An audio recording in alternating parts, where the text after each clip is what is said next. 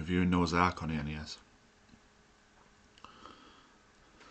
Only got released in PAL territories, it never got released in the States, or Canada. Now about the game, you control Noah.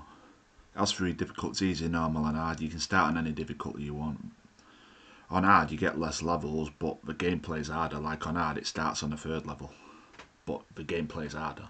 And on medium it starts on the 2nd level. And obviously it's harder than what it would be on easy. So even though easy has more levels, it's easier gameplay all the way through.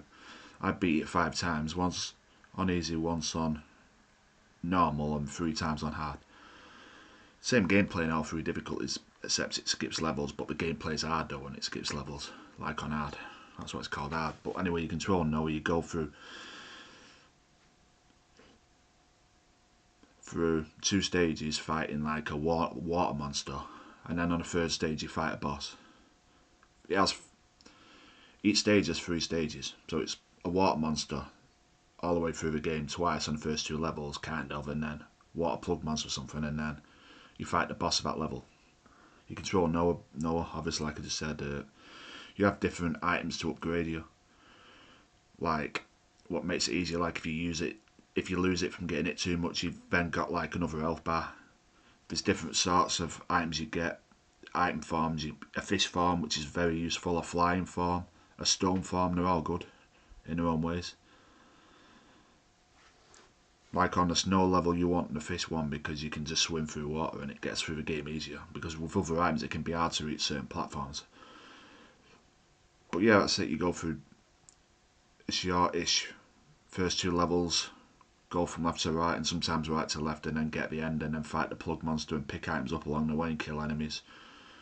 First boss is a giant fish, second boss is a 2nd level boss, on the 2nd level is a giant spider, and I think the 3rd boss is a giant sun, and the 4th is a giant crab or lobster or something, and the 5th boss is a giant snowman, and number 6 I think it's some hornet bee boss. I think that boss is the hardest boss in the game, even harder than the final boss, and the final boss is Satan, kind of. And there's a glitch where you're flying when you fight some bosses. Sometimes you're flying, sometimes you're not, so I'm only explaining when you do fly. You fly on the spider boss, you fly on the 3rd boss, the sun boss I think, and you fly against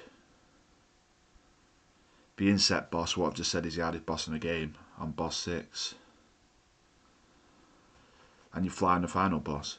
Flying on the top left corner, you can avoid the spider, and you sometimes can avoid the sun, but not always. But you can't avoid that 6th boss, so it doesn't work against that boss who I just said is the hardest boss in the game. You've got to kill him properly, but it does work against the final boss, Satan.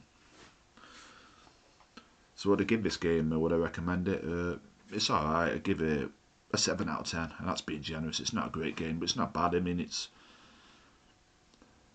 took me about a week to beat it 5 times.